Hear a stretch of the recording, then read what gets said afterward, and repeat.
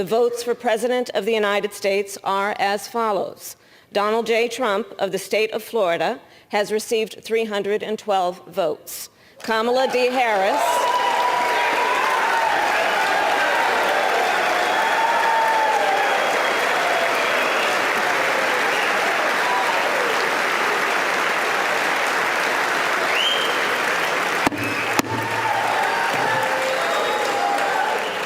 Kamala D. Harris of the state of California has received 226 votes. In other words, ladies and gentlemen, Kamala Harris is the first woman that certified her own laws.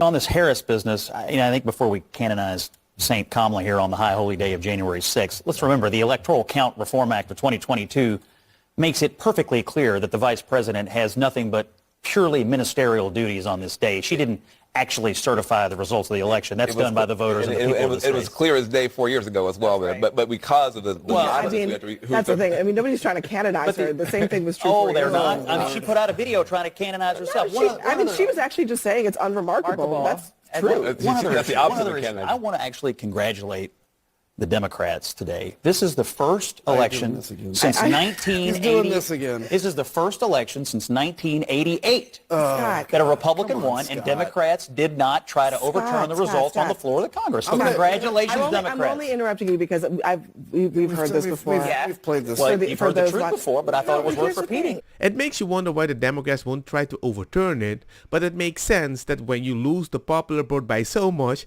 you can't risk a backlash because almost everybody didn't agree with you anyway, so why open your mouth? That just happened. Congress just certified the election of Donald Trump as president. That was hard to watch. My heart, my stomach, everything sank when not a single person objected. But it's not January 20th yet. One of the first things that I did after the congressional meeting ended was go and check what the creators that I get my information from think about all of this. And one of the accounts that I follow, Spirituality with Sam, who I will tag right here, posted a video just this morning about how her opinions about how Donald Trump won't take office again haven't changed. Sam is a psychic, and for weeks now she has been saying that Donald Trump will not be president again. And she just reaffirmed it this morning, saying that she's not backpedaling. She still stands firm on that. And I realize that the opinions of someone who says that they're a psychic may not hold as much weight with some other people, and I understand that, but what can I say? I'm choosing to have some faith in it. And that's why they lost. Because they can't even see that they lost.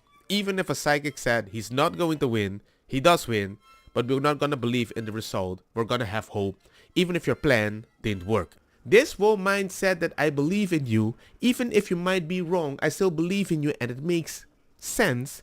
That's like you made a plan, you failed, but because you made the plan, you didn't fail. I think we need to find moral clarity, in this country. And I just remember after January 6th, you had someone like Mitch McConnell placing the blame on January 6th where it belonged, squarely on Donald Trump's shoulders. Mm-hmm. And then you started seeing people backtrack that and losing their moral center. You had Condoleezza Rice, I believe, on this very show saying, we need to move on from January 6th. Mm-hmm. I say no. You don't move on because January 6th was an atrocity. It was one of the worst moments in American history.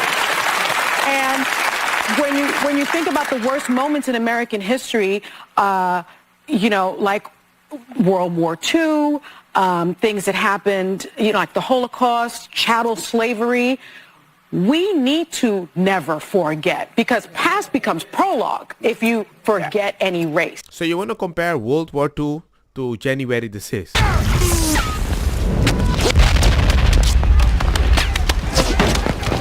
More than 40,000 hours of surveillance footage from in and around the Capitol have been withheld from the public. And once you see the video, you'll understand why. Taken as a whole, the video record does not support the claim that January 6th was an insurrection. In fact, it demolishes that claim. And that's exactly why the Democratic Party and its allies in the media prevented you from seeing it. These were not insurrectionists, they were sightseers. Footage from inside the Capitol overturns the story you've heard about January 6th. Protesters queue up in neat little lines. They give each other tours outside the Speaker's office. They take cheerful selfies and they smile. They're not destroying the Capitol, they obviously revere the Capitol. They're there because they believe the election was stolen from them. They believe in the system. Here's the man you've heard referred to as the QAnon shaman outside the Senate chamber. These are not rioters. These are people who wandered over from a political rally. So in other words, if you went to see Trump and you see a bunch of people walk in a certain direction, they enter a building, you think it's safe, the police ain't stopping you. The fact that you're there, they might have sent you to prison without a trial. In America. I intend to resign as party leader, as prime minister, after the party selects its next leader through a robust, nationwide, competitive process. Last night, I asked the president of the Liberal Party to begin that process. This country deserves a real choice in the next election, and it has become clear to me that if I'm having to fight internal battles, I cannot be the best option in that election. Parliamentary system. So we have a very short fuse here. The Liberals, of which Trudeau was the leader, had a majority mandate a decade ago. They're about to get wiped out, and they're going to have 60 days to find a new leader. And Pierre, who you just detailed there, is going to become the majority leader most likely, and he'll be dealing with Trump. So his job, number one, is to get elected. Unfortunately for Trudeau, you have to respect the longevity. He's probably, after Mackenzie King, the longest prime minister in history. But he did it without any executional skills. That's very hard to do, but somehow he did it.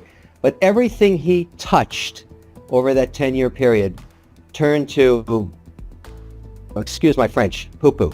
And the Canadian people finally realized this guy has no idea what he's doing. And unfortunately, his legacy, and these are harsh words, but by the metric of measuring GDP per capita, capital outflow, debt per capita, status of competition in the G20, they have all collapsed. And the one that really wrote him off was the Canadian dollar. Canadians have lost 41% of their net worth during his tenure.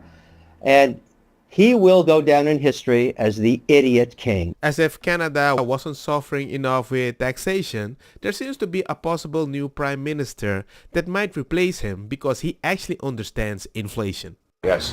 What are the steps that need to be taken to fix the damages done to inflation? First and foremost, stop the overspending. Inflation, high taxes, deficits, high interest rates are all symptoms. The disease is overspending. When governments spend too much money, there's only three ways to get it. One is to raise your taxes. The other is to borrow, which means that they'll tax you more later on. And the third way is to print money. Now, printing money seems like a painless way to pay for things, but it's very simple. If you have 10 apples and $10 in the economy, it's a bucket apple. If you double the number of dollars in the economy to 20, you still only have 10 apples. You're not twice as rich, it's just that each apple costs twice as much. And that is a tax on the working people because it chews up the purchasing power of your paycheck, only to pay for excessive government spending, and it balloons the asset values of the billionaires. So it's a real transfer from the have-nots to the have-yachts. Inflation is the worst and most immoral tax. It always results from government creating cash. Our government has created about $700 billion of cash in the last 3 years. So we used to have $1.8 trillion of bills, coins, and bank deposits. That was about 3-4 years ago. Now it's up to 2.5 trillion. So that's extra cash, but the economy has only grown by 4%. So the real things in the economy have only grown by 4%. The cash has grown by 40. So the money supply is growing 10 times faster than the stuff money buys, which creates a bidding war, and that's what's driving up inflation. We have to cap government spending with a dollar-for-dollar law that requires my ministers find $1 of savings for every new dollar of spending, so that they go into their departments, find the waste and mismanagement. They want to spend more here, they have to spend less there. or get a bargain here and there to bring both under budget. Then and only then will we stop the money printing, borrowing, and overtaxation and wrestle inflation to the ground. Thank you. I think Pierre Poilievre is the perfect candidate for Canada, not because he is a guy that makes sense. No, it's more that he understands taxes, and Canada has an issue with taxes. I mean, why should Canadians trust you with their vote, given, you know, not just the sort of ideological inclination in terms of taking the page out of Donald Trump's book, but what are you also talking about? What page? What page? Can you give me a page? Give me the page.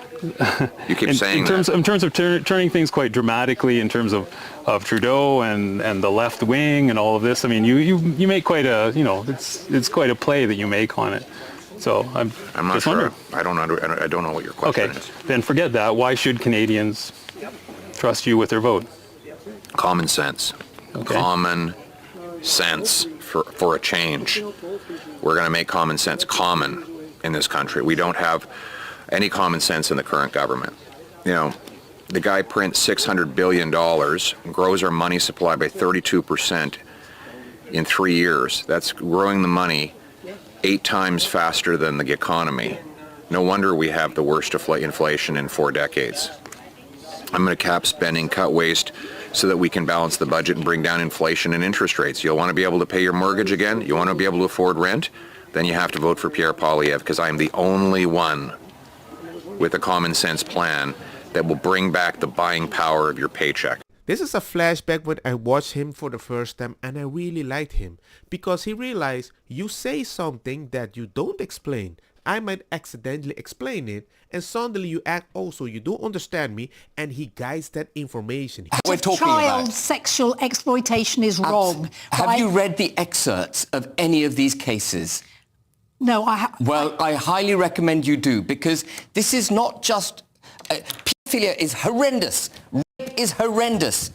This is torture of 11 to 13-year-old, or younger even, where they were gang raping them. Multiple men on little girls. It's absolutely disgusting. And it's not good enough just to have an inquiry.